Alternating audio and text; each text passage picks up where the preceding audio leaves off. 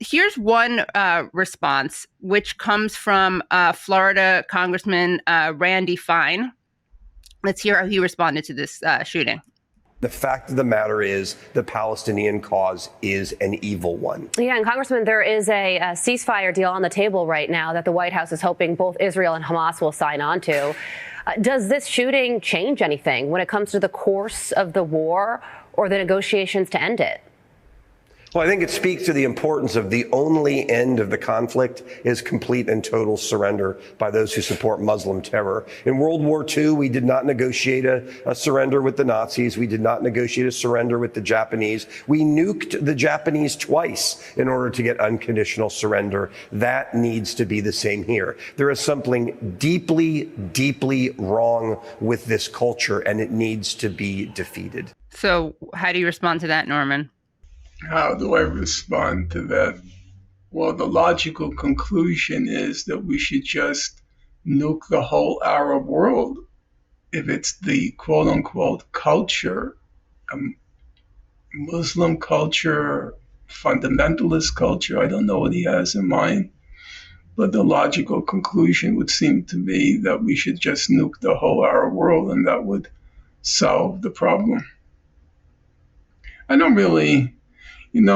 Honestly, you reach a point of derangement where it just doesn't seem sensible to engage it. He has the right to say whatever he wants, but to invoke the atomic bombings of Hiroshima and Nagasaki in light of the killings of 2 individuals in Washington is just a degree, a magnitude of derangement and insanity that it's very hard to engage.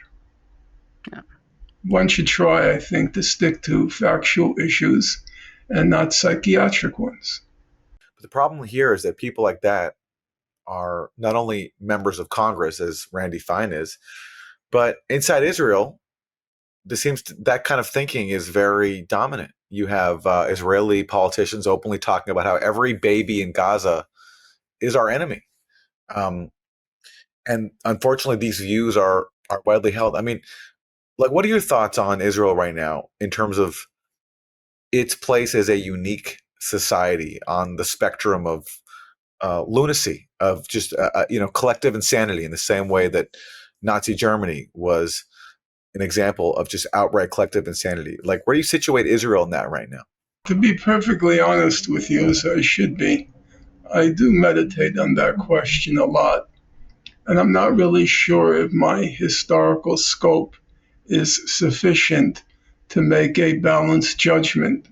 What I would say is the following things: nothing in extenuation, just putting it in the right historical context.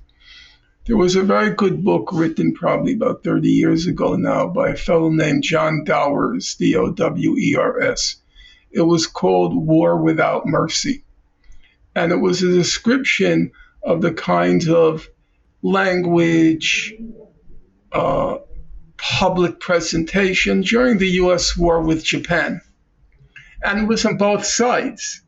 The Japanese demonizing to the point of satanic description of the U.S., meaning everyone in the U.S., and the U.S. doing the same thing with the Japanese. If you read the book, it's very, very ugly. How the U.S. depicted the Japanese, the attitudes towards the tortures of Japanese, the glee at, for example, the incineration of Tokyo during World War II. I mean, glee. Then if you read about our own Indian wars, as they were called, the kinds of insanity that came out of very respected figures. Even in retrospect, if you read Theodore Roosevelt's The Winning of the West, it's a 5-volume work he wrote, and his descriptions of Native Americans will make your skin crawl, I believe. So in that respect, you can't say Israel is completely aberrant in the historical. In the broad history, these kinds of psychopathic outbursts are not unusual, especially after October 7th, where kind of all the demons in Israeli society, which for one reason or another they had to repress or suppress, all the demons rose to the surface, and all of the ugliness of that society. They felt they now, after October 7th, they had license, they had moral license to publicly espouse. I think a lot of it was repressed. It was there. If you scratched the surface with any Israeli, their loathing and contempt for Arabs in general and Gazans in particular. It was there, but there was always, it's a Western country, so there was a veneer of being civilized. And what October 7th did was it enabled the Israelis to free themselves from that veneer and for all the demons to rise to the surface. I would say, on the other hand, I would say Israelis, unlike Nazi Germany, they don't have the pretense or the pretext that they didn't know what was happening. Now, I'm not saying Germans didn't know. Germans, even though it was a totalitarian state, even though they were being barraged with the propaganda of this being a Judeo-Bolshevik war that was being unleashed on Germany, that it was because of the Judeo-Bolsheviks that the German soldiers were freezing to death, literally, on the Eastern Front, and they're being barraged with this propaganda over and over and over again, incessantly. The fact is, they may not have known about the concentration camps or the death camps. They knew about the concentration camps. Did they know about the systematic extermination? There is debate about that. But they certainly knew enough to know something horrible was happening. Because you have to remember, 50% of the Jews who were killed were just lined up and shot down. They weren't in Auschwitz or in concentration camps. It was on the front. They're lined up, shot down, in some instances, like Babi Yar, in the tens of thousands. So somebody had to be doing the shooting. And there had to have been conversation about what was happening. So they knew. But they have a pretext or a pretense that they didn't know. The propaganda, the totalitarian state, and so forth.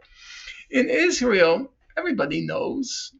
At the beginning, even people like Gideon Levy, who I respect for sure, even they were saying, well, the Israeli media is disguising what's happening, and the Israeli media is just an echo chamber of Netanyahu and his cohorts. And so the Israelis are poorly informed. That's, with all due respect to Gideon Levy, that's complete nonsense.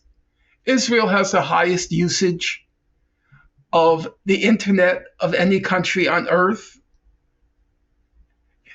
The Israelis were posting on the social media what they were doing. So whatever Haaretz or Yediot Aharonot or the others were saying, the Israeli soldiers were posting and boasting of what they were doing. Every Israeli knew and knows exactly what's happening. What has happened since October 7th, it is incorrect to describe it as a state project. That's incorrect. It's a national project. Israel has a citizen army It's representative of the cross-section of Israeli society. The people carrying on the genocide are representative of, anchored in Israeli society. If it's not the person, him or herself, it's an uncle, it's a father, it's a brother, it's a son. They all know, Daughter. a daughter. They all know, they all approve. Every poll taken since October 7th has shown that roughly 95% of Israelis believe, knowing full well what's going on, 95% believe that Israel is using enough or too little force in Gaza. That is, 40% think Israel is, Jewish Israelis believe that Israel is not using enough force in Gaza. So, in answer to Aaron's question, I have to be sensitive to other historical examples I've seen. For example, the US with Japan, the US during the Indian Wars. On the other hand, I do think that at least in the current world, let's say since World War II, this is in a class all its own for many reasons. I mean, the sheer numbers, since the 21st century, the last 25 years, it's unique in every category. There's just nothing like it. If you use any metric whatsoever, this falls into a totally different category, what Israel is doing in Gaza. And in terms of it being a national project, yes, I do believe it falls into a category. Then the implicit question in what Aaron asked is, what degree of legitimacy does Israel lose as a consequence of the last 19 months? Does it lose its right to exist as a state? Does it lose any moral legitimacy any longer as a state?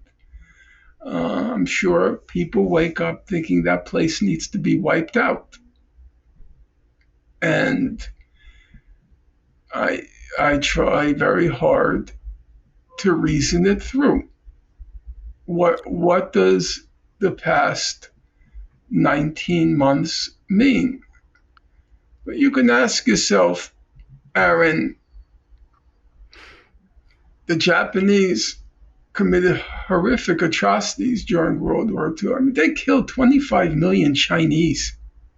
That very little place called Japan, 25 million Chinese they wiped out. And we don't have to talk about the atrocities committed by the Germans. But very soon after World War II, for better or for worse, they rejoined humankind. So I don't have an answer. I suppose it's the job of a historian to ponder it. But right now, I guess now is not the time to ponder it. Right now, I think the job is to chronicle it accurately and do what one can do in the current circumstances, which seems rather limited, and to bear in mind who are the culpable characters here. And to be accurate about that. Is it Trump? Right now, Trump is the head of state. But did he begin it? Did he open the door? Did the horrors begin with his inauguration. That's just not true. I get many emails every day from people who are feeling hopeless, hoping that I can Right. show some light at the end of the tunnel, and I can. There's just something so morally abominable, and this is already a cliche, and I try not to lapse into cliches, that the Times has 3 articles on this couple. The couple in D.C. who were killed. Yeah. And 3 days ago, it was reported that 14,000 Gazan babies would die in 48 hours if food doesn't get to them. I think that might have gotten one sentence in the Times. 14,000 babies will starve to death if food doesn't get to them within 48 hours.